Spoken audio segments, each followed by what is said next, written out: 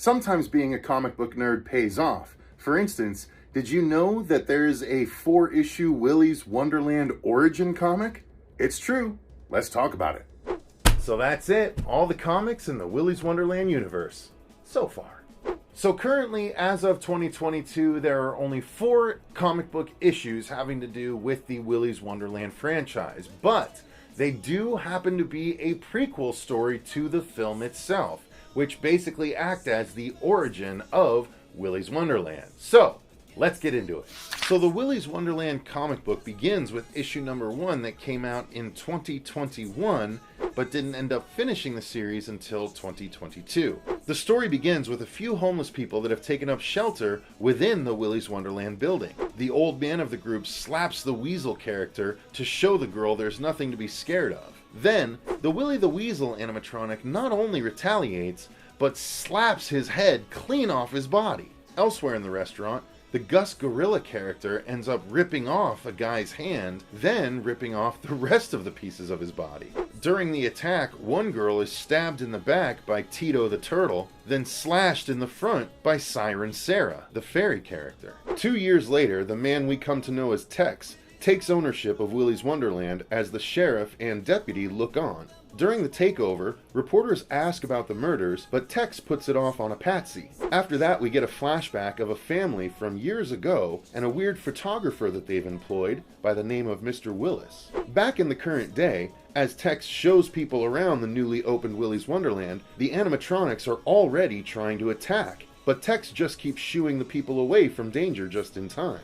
In another flashback, we see that same photographer, Mr. Willis, killing the entire family, including the little girl who initially runs, but doesn't escape.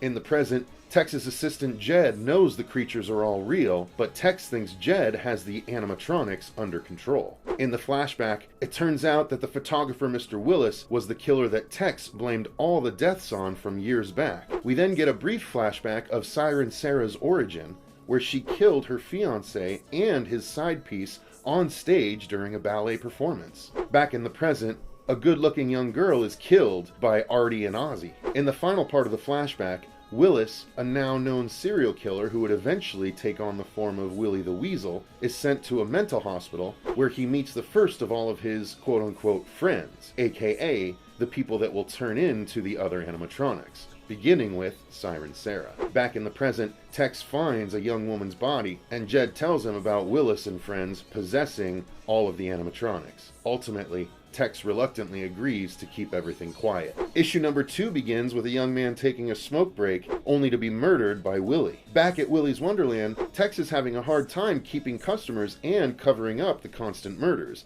despite Jed saying it's all under control. We begin another series of flashbacks where we first see Gus Gorilla's soul's backstory, a Lenny-like big guy working at a zoo where he is regularly berated by a female coworker, who he eventually murders after being pushed too far. A guy cleaning the bathroom is murdered by Tito and Artie, but Jed cleans up before Tex has a chance to see. In another flashback, we get the backstory of Artie the alligator, who it turns out is an art teacher that killed and ate his victims. In the present, a boy's rich father pays a ton to have his son's birthday party at Willy's Wonderland that night in a private venue. During the party, one of the chaperones is killed by Siren Sarah. In another installment of the flashback, we see Cammy the Chameleon's namesake at the mental hospital being brought into the group. Back in the present, at the party, 2 annoying parents are shoved into a room by Jed, where Cammy the Chameleon and the Knight murder them by beheading the man, whose head is then unknowingly served to the kids at the table, freaking them all out. Then Jed grabs Tex and yanks him outside, leaving all of the remaining party patrons to the animatronics.